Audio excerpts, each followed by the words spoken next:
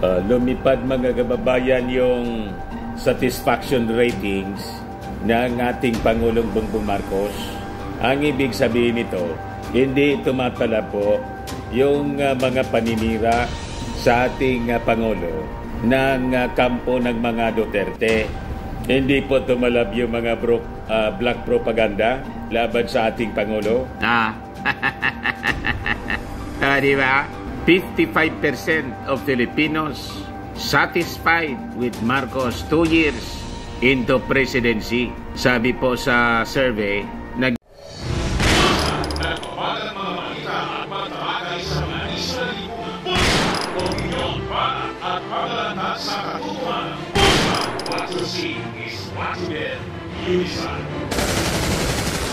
ginawa po ng social weather station. So ito po yung pinaka-latest. Mas dumami po yung natutuwa sa ngayon sa ating Pangulong Bongbong Marcos. Si Inday Anya Mr. Maravillas. Hindi man sinama rito sa survey si Inday. Higawan niya talaga Mr. Maravillas. Binasa ko yung kwento, hindi man kasama yung Vice Presidente. Lumayas kasi siguro yun. Lumayas as Defense Secretary. Pagkatapos lumayas pa sa ating bansa, kaya hindi na sinama. Hindi lang siya kasama sa kwento ngayon. Inuunti-unti yung release ng SWS para siguro may excitement. Hanap buhay man yan ng SWS para abangan mga kababayan ng ating mga mamamayang Filipino. Baka bukas naman yung release para sa Vice Presidente and other officials. Pero by now, ang importante dito yung ating Pangulong Bongbong Marcos. Kasi yung Vice Presidente po, wala man tayong pakinabang. Pagkatapos kung makadimad mga kababayan ng security, wagas, isabi po ni Secretary Boying Rimulya, si Inday Anya, mas marami pang security si Inday. Kahit binawasan siya ng 75 members ng PNP, pero mas marami pa pala si Inday na security po kaysa sa ating Pangulo. Grabe man na niya Mr. Maravillas kung gano'n. Yan ang sabi ni Boying. Yan Sara still has 320 bodyguards, more than Marcos Jr. Makikita niya Mr. Maravillas, paiba-iba yung numbers ng security. Di ba sabi mo? 433 siya. Yan yung sabi sa balita. Tapos binawasan ng 75, di 358. Ngayon naman 320 na lang. Ano magagawa natin? Yan ang lumalabas po sa mga kwento. Anyway, ito yung yung latest na sinasabi po ni Secretary Rimulya ng Department of Justice. 320 bodyguards pa, more than Marcos Jr. Na-spoil po. Kaya nagbawasan po, nagalit siya at sumulat kay General Marbil.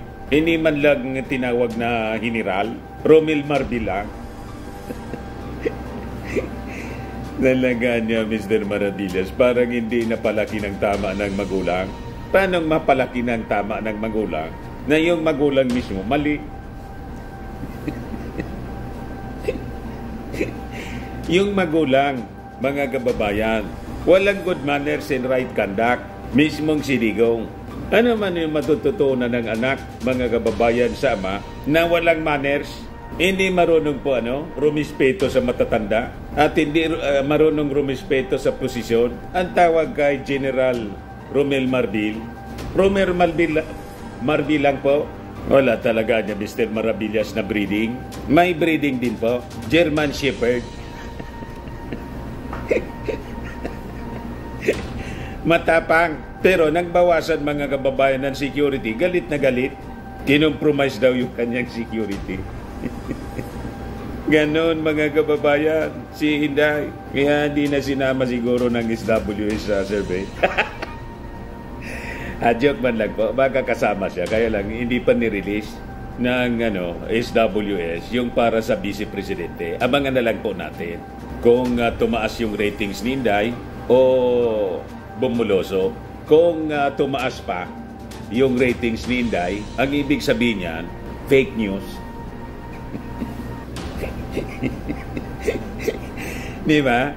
Pero pag bumulusok, authentic po. Sa inyo yung full story ng balitang yan, click subscribe muna dito sa ating YouTube channel and hit the notification bell para lagi po kayong updated sa mga kaganapan dito sa ating bansa. Like and share na rin po ninyo ang ating video at huwag na rin po ninyo na skip yung ating mga commercial ads para tuloy-tuloy lang ang pag-unlad ng Bagong Pilipinas. Sa mga nagana po ng malinis and spacious fitness gym, pumunta lang po kayo sa aming Colossal Fitness Gym. We also offer Grab Car Rental with our brand new 2023 model ng Toyota Innova. We also accept booking for those who are planning to travel via PAL, Cebu Pacific, and other airline companies, local and international, and bills payment for Meralco Bills, Aleco Bills, PLDT, etc. Ang Colossal Fitness Gym is located at 3rd floor Security Bank Building, Lanco Business Park, Legazpi City, Albay. For inquiries, look for Jilon Maravillas, contact number 0966-802-0949. Yan po yung aming Innova. Lagi na pong matao sa amin.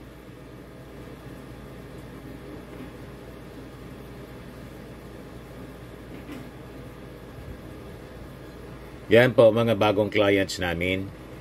Napakaganda at colorful at napakalinis ng aming gym po. Pati mga foreigners po pumupunta sa amin, mga British tourist po sila dito sa Legazpi. Na-set up na rin po yung aming mga brand new gym equipment.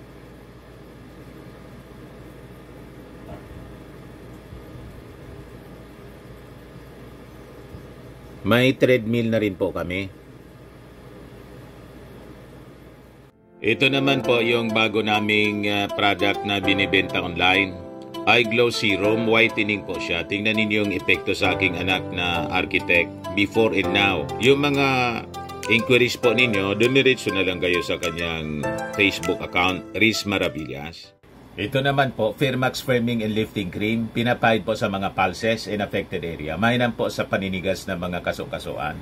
Ito naman po, Automax Radiant Serum. Sa mukha naman yung application, anti-aging po siya. You will look 10 years younger than your age. Sa mga cancer patients naman po, baka lang gusto ninyo itong itry. Naing siya red mixed fruit drink. Hindi mo po siya gamot, food supplement siya. Kaya lang, gawa siya mga kababayan sa goji berry. Yung goji berry may anti-cancer properties. O ngayon, yung mga inquiries ninyo, dumiritso na lang kayo sa aming messenger sa Facebook para masagot namin agad. Ayos pa? Ayos na ayos niya, Mr. Maravilla. Kahit walang butas. Magkatotohanan. Pag bumulusok po. Pero pag tumaas pa, magduda na kayo. Minanipula po ni Xi Jinping. Inimpluensya yung survey. Kasi alangan man po, ang dami ng mga kapalpakan. Mataas pa yung trust ratings. Yung ating Pangulong Bongbong Marcos, yan ang kapanipaniwala po. Kaya ito, authentic ito mga kababayan. Very hardworking po, yung ating Pangulong Bongbong. Ito po yung sabi rito, basahin ko po sa inyo. Majority ng mga Filipinos satisfied sa performance ng ating Pangulong Bongbong Marcos sa kanyang 2 years na pag-upo bilang ating Pangulo. Base dito mga kababayan sa result ng second quarter 2024 social weather survey na ginanap po June 23 to July 1. Nirelease kagabi ng SWS. So sabi dyan, SWS found that 55% ng adult Filipinos kumbinsido, satisfied with Marcos.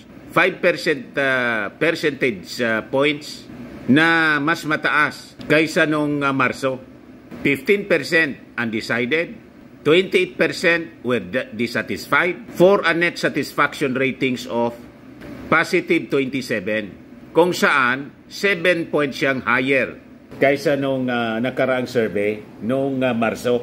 Di ba ayos na ayos mga kababayan? Ito pong survey ito, believable pag yung Pangulong Bongbong mataas. Kasi kitang-kita naman po, kahit nga po yung opposition senator na si Coco Pimentel sa kanyang kontrasona na yon, Sabi po ni Coco Pimentel, ang nakita ko niya sa ating Pangulong Bongbong Marcos, kahit magkaiba kami sa pag-solusyon, sa prinsipyo as mga pamamaraan sa pagsolusyon sa mga problema ng ating bansa, pero yung ating Panguluan niya is trying his best. At alam ko niya, from my heart, na mahal ng ating Pangulo ang ating bansa. O, di ba? Mga kababayan, yan ang katotohanan niya. Si Pimentel po, dating kaalyado ni Digong, pero ngayon po magkaaway na. Inagaw kasi po yung kanyang partido, yung PDP. Talibasa pro-China po. Saan pa man magmana, kundi kay Xi Jinping, mga agaw ng teritoryo. Mga agaw ng hindi kanya. So sabi rito mga kababayan, among geographical areas na nakakuha po ng highest satisfaction rating yung ating Pangulo. Sa Balance Luzon, 60% po siya. Then sa Metro Manila, 57%. Mula 56%. So tumaas din siya. Sa Visayas, mula 49%, 55% na siya. Kikita po ng ating mga mamamayan Pilipino, yung totoong naglilingkod sa ating bansa. So sabi dyan, while he got the lowest score in Mindanao at 46%, this was a 15 percentage point jump mula sa 31% score niya noong Marso, raising his Mindanao net satisfaction rating to positive 5 mula sa negative 19. Nagbunga po yung pag-iikot ng ating Pangulo sa Mindanao para mamigay ng mga ayuda kasama yung mga congressmen. And almost lahat ng mga congressmen from Mindanao sumama na po sa ating Pangulong Bongbong Marcos. At sa partido ni Martin, may latest nga ngayon po. Yung gobernador po ng Sulu, si Governor Sakurtan, tapos 49 other politikos sumama na po sa lakas CMD ni Martin Romualdez. Yan po, sabi dyan, for a better life for our people. Sulu Governor Sakurtan, 49 others join lakas CMD. Tuwang-tuwa na naman po si Martin Romualdez. Di ba? Biglang lipad po si Martin papuntang Hulo para mag-administer ng oath of membership to his new members. Kahapon po, sabi po ni Martin Romualdez, I take your decision to mean that you share our aspiration and the vision of President Ferdinand Marcos Jr. for a better life for our people and a more progressive Philippines, sabi po ni Martin.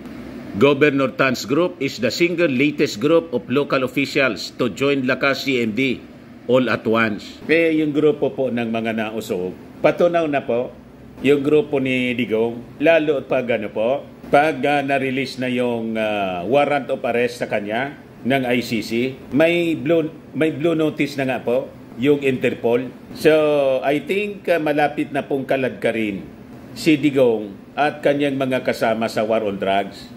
Si Atty. Rocky po, taranta na. Balikan natin yung result ng survey po. So sabi dito sa analysis ng Social Weather Station, yung net satisfaction rating po ng ating Pangulo increased among those aged 18 to 24 by 8 points. In those aged 55 and above, by 12 points. Net satisfaction with Marcos also rose among non-elementary graduates and junior high school graduates, sabi po ng SWS. 9% ng ating mga kababayan expect Marcos to fulfill all his promises. 17% expect most. 48% a few, and 23% almost none or none. 8% say the Philippines got very much benefit. 37% much benefit from Marcos foreign visits. 22% expect Marcos to succeed. 18% say he will not succeed. And 60% say it's too early to tell. Yung 18% po, ito yung mga dilawan at saka rabid na usog. So kukunti man lang po sila. During the survey period, as well as the period between surveys, among the dominant issues were the resignation of Vice President Sara Duterte from the Marcos cabinet, the continued aggression of China in the West Philippine Sea, and the Philippine government's response, and the congressional inquiries into the Philippine offshore gaming operators in suspended Bamban, Tarlac Mayor Alice Goo. Madaling sabi, nagustuhan nila yung pag-resign po ni Inday. Nakatulong po sa ratings ng ating Pangulong Bongbong Marcos. So ang ibig sabihin nun, nang si Inday ka-unity pa, maraming naiinis po sa mga mamamayang Pilipino kung bakit si Inday na wala man pong contribution nananatili na DepEd Secretary. Ayusan niya, Mr. Maravillas, yung analysis mo. O di ba ganon? Yan po ang factual, truthful and factual analysis natin. Kasi yung survey, ginawa nung mag-resign si Inday, biglang tumaas. Dati mababa. Ang ibig sabihin nun, inis yung mga mamamayang Filipino. Pabigat. Madaling sabi, naging pabigat pa sa ating Pangulo, sa administrasyon niya, yung presence ni Inday. Kaya mabutit umalis si Inday. Isa na, wag na lang siyang bumalik. Di ba? In-interview nga po si Trillanes ni Richard Hidarian. Sabi ni Trillanes po, si Inday po, unfit bilang Vice Presidente. Lalo na siyempre pag Presidente, unfit sa pagiging Vice Presidente. Hindi niya naturuan ng magulang. Sabi ko nga po, anong ituturo ng magulang kay Inday na magandang pag-uugali? Na mismong yung magulang, yung tatay, masama ang ugali. Ito yung interview ni Richard Hidarian kay Trillanes. Sabi ni Trillanes, Sara, unfit for office. Psychologically unfit niya si Inday na mag-serve bilang Vice Presidente. Iparinig ko po sa inyo. Sabi ko nga, well, I'll be honest, I think she's psychologically unfit to hold the office of the Vice President. And doesn't have the wit. Yeah, and doesn't have the wit and charisma of the father. I mean, Digong, we have all met Digong. He's quite a, again, I completely disagree with the guy, but in fairness, he has that political touch, he has that charisma and charm. Marunong siyang mag-deal with different kinds of people. Pero itong mga anak, may mga problema. Nakita mo si Pulong, nakita mo si Sara, nakita mo si Baste. Parang hindi na palaki ng maayos, no? Kumbaga, I'm going to be kind, and nice in describing. Hindi na palaki ng maayos. Yan sinasabi natin. Parang hindi niya na palaki ng maayos, sabi ni Trillanes. Paano mapalaki ng maayos? Ngayong mismong magpapalaki, hindi din maayos. Mismo yung tatay, kung ano yung puno, siyang bunga. Yan po sabi sa Luke 6:45. Ang mabuting tao ay kumukuha ng kagalingan sa mabubuting kayamanan ng kanyang puso, at ang masamang tao ay kumukuha ng kasamaan sa masamang kayamanan, sapagkat sa kasaganahan ng puso ay nagsasalita ang kanyang bibig. Masama ang bibig ng tatay, masama ang bibig ng anak. Tambaluslos. Kung ano yung puno, siya yung bunga. Tama po? Ang santol hindi po pwedeng magkabunga ng atis. Tama po? Asa pa kayo. Kaya sabi ni Trillanes, unfit niya. Hindi na palaki ng tama. Kasi wala man pong magulang na magpapalaki sa kanya ng tama. Pamilya niya wasak. Tatay niya may asawang iba. Walang manners. Kaya pati yung kanilang mga followers, mga kababayan, wala ding manners. Masasama din ang ugali. Masasama din ang bibig. Tingnan ninyo po, yung mga supporters nila na magre-react dito po, siguradong pagmumurahin din ako. Di ba? Kasi yung natingala nila sa kanilang leader, masamang pananalita, masamang bibig, masamang puso, masamang pang-uugali. Kaya nga po, hindi ko pinapansin yung mga buzzers nating DDS. Kasi bakit natin papatulan ang mga ganyang uri ng tao? Ile-level natin ang ating pagkatao sa pagkatao nilang bulok. Di ba? Kaya tingnan ninyo yung mga kasama nila. Tulad ni abogado siya, si Attorney Roque. Ganon din kung magsalita. Masama kung magsalita kasi masama yung kanilang kalooban. Pag masama yung puso, masama yung kalooban, yun daw ang lalabas sa iyong bibig. Kaya si Inday po, walang pagrespeto sa kapwa niya mga opisyal. Tawag po kay General Romel Marbil. Romel, kaya ngayon po, hindi pa matapos-tapos yung controversy ng pagtantrums ni Inday. Yung Congress nag-react po at pati ngayon yung DOJ. Sabi po ni Secretary Crispin Rimulya, no big deal niya yung pagtanggal ng pagbawas sa kanya ng security. Sara still has 320 bodyguards, more than Marcos Jr. Rimulya, however, declined to provide specific numbers on the President's security detail, citing security concerns. The PNP earlier explained that the redeployment of some of Duterte's security detail was to address the shortage of personnel in Metro Manila. It ensured that the move was properly coordinated. Nagalit po si Inday at yung mga supporters niya nagbanta pa. Pag may nangyari anyang masama kay Inday, ang suspect niya si Marbil. Pagkatapos, yung PNP ina-accuse po ng surveillance or casing sa bahay daw niya. Ganun naman pala, ina-accuse niyo, wala na kayong tiwala sa PNP. Tapos, magpapasecure kayo sa police. Di magsarili kayo ng security. Kaya sa banat mga kababayan ni Inday, sa PNP, ayun, yung Congress po, hindi nagustuhan ang mga sinasabi ni Inday. Marami na mga congressmen yung nagsalita. Ang latest ngayon po si Congressman Suarez. Sabi ni Congressman Suarez ng Quezon, let him do his thing. Yan po sabi po ni Congressman David J.J. Suarez ng 2nd District ng Quezon, House Deputy Speaker. Let's just allow the PNP to do the necessary reform agendas and reorganization. Naintindihan naman natin, naintindihan natin that we have a new Chief PNP.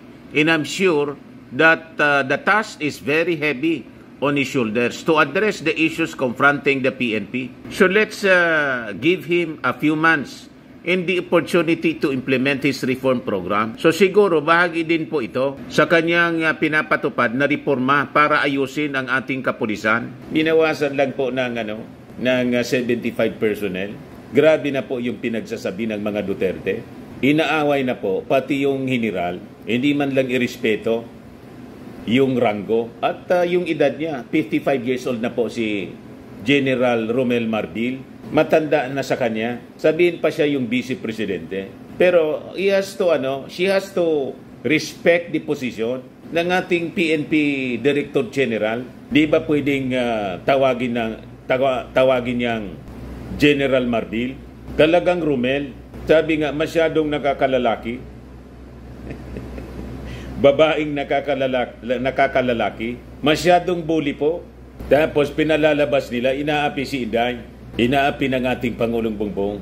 Maniwala sa inyo. Yung ating mga mamamayang Pilipino pwede maniwala sa mga propaganda nila. Ang ebidensya, ang mataas na ratings ng ating Pangulong Bongbong Marcos matapos na mag-resign si Inday sa DepEd Secretary.